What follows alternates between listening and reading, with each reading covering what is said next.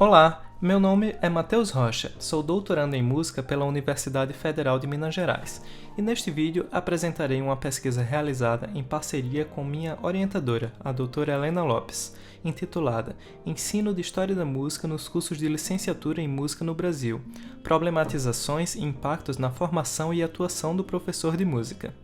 Este artigo faz parte de uma pesquisa de doutorado em andamento intitulada Ensino de História da Música nos cursos de licenciatura em música no Brasil, impactos na formação e atuação do professor de música. O trabalho apresenta uma série de problemáticas vinculadas ao ensino de história da música em instituições de ensino superior, a partir de publicações recentes, tanto nacionais quanto internacionais, e da análise de 70 projetos pedagógicos e matrizes curriculares de cursos de licenciatura em música vinculados a instituições de ensino superior públicas brasileiras.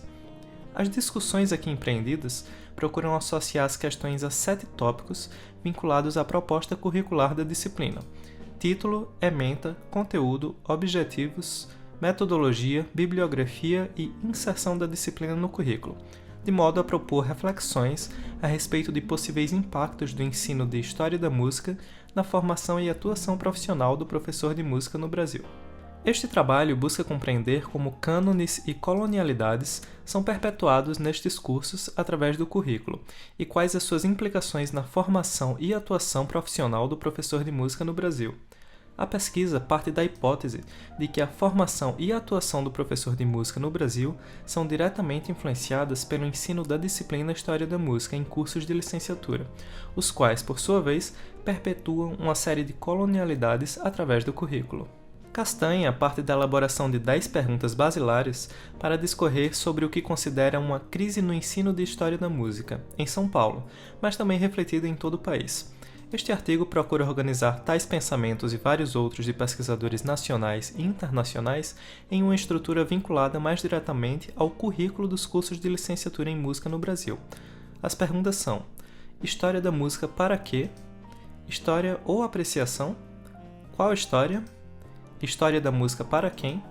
História de qual música? História da música por quem? História da música brasileira? História ou patrimônio musical?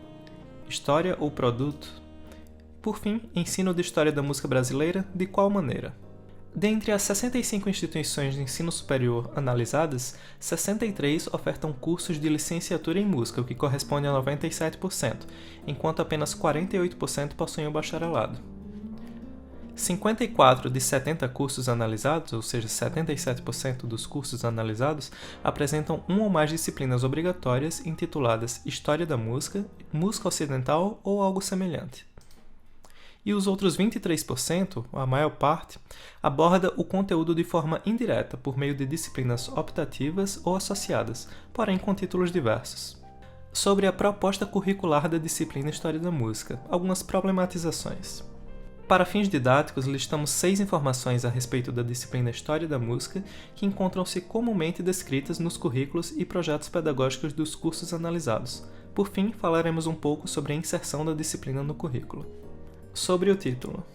No Brasil, a substituição do título da disciplina História da Música por História da Música Ocidental, o qual assume a exclusão da música oriental e mantém a ênfase no repertório erudito europeu, é relativamente comum.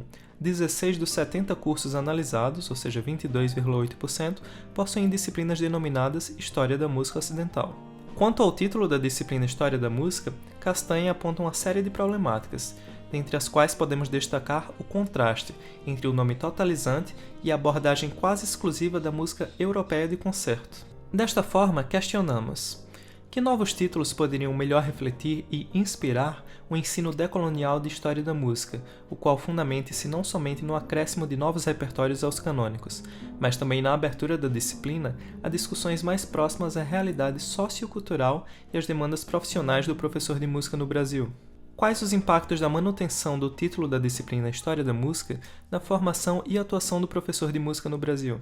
E, por fim, até que ponto a simples perpetuação deste título pode refletir negativamente no ensino da disciplina, induzindo alunos e professores a modelos canônicos e coloniais tradicionais e suas lacunas históricas. Sobre a ementa da disciplina. Segundo Castanha, A concentração da abordagem da música europeia em uma disciplina denominada História da Música muitas vezes é entendida como afirmação eurocêntrica e aversão deliberada às culturas populares e repertórios não eruditos.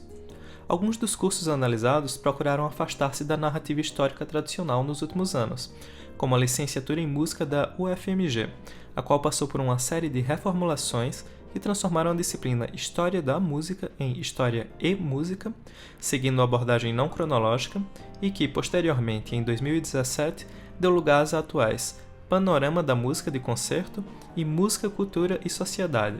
Sobre o conteúdo.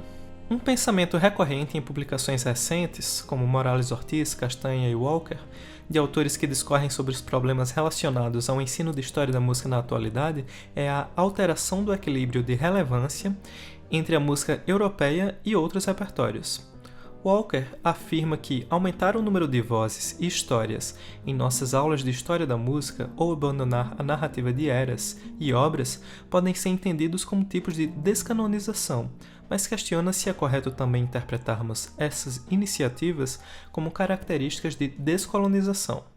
A autora se preocupa com uma possível privação de acesso por parte dos novos estudantes de música ao conhecimento da história da música ocidental europeia que nós, formados nessa tradição, tomamos como certo, caso optemos por descolonizar a disciplina através da descentralização deste repertório.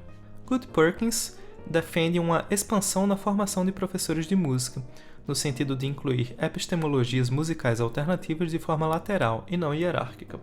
Em sua visão, educadores musicais devem encontrar formas de aproveitar, ao invés de silenciar, as diversas culturas musicais de seus alunos. Desta forma, a escolha dos repertórios a serem estudados na disciplina pode partir não somente do docente, mas também dos discentes. Em reflexão semelhante, Castanha afirma, abre aspas, cabe perguntar se o ensino de história da música atende à diversidade socioeconômica, cultural e de interesses dos estudantes, ou se elege exclusivamente o mundo dos concertos como modelo de referência. Fecha aspas. Além da inclusão de novas culturas na disciplina, autores como Walker e Figueroa defendem que o próprio colonialismo deve ser abordado dentro e fora da sala de aula. Assim, questionamos quais novos repertórios e culturas podem ou devem ser abordados durante as aulas de História da Música e de que forma podemos integrar outros saberes à disciplina. É possível ensinar uma história universal da música, como proposto por Candé? E ainda que fosse possível, qual o sentido dessa disciplina na formação de professores de música? E, por fim, de que formas a musicologia histórica e a etnomusicologia podem interagir na proposta da disciplina, considerando seus objetivos decoloniais e as demandas do professor de música. Sobre os objetivos. Swanwick, ao definir uma base para a educação musical, a partir de seu modelo CLASP, afirma que os estudos de literatura ou Literature Studies e a aquisição de habilidades ou Skill Acquisition constituem partes importantes do processo de educação musical, porém apenas como suporte e não como fim. Seaton questiona se a ênfase da disciplina não deveria estar no desenvolvimento de habilidades, ao invés do ensino de conhecimentos históricos.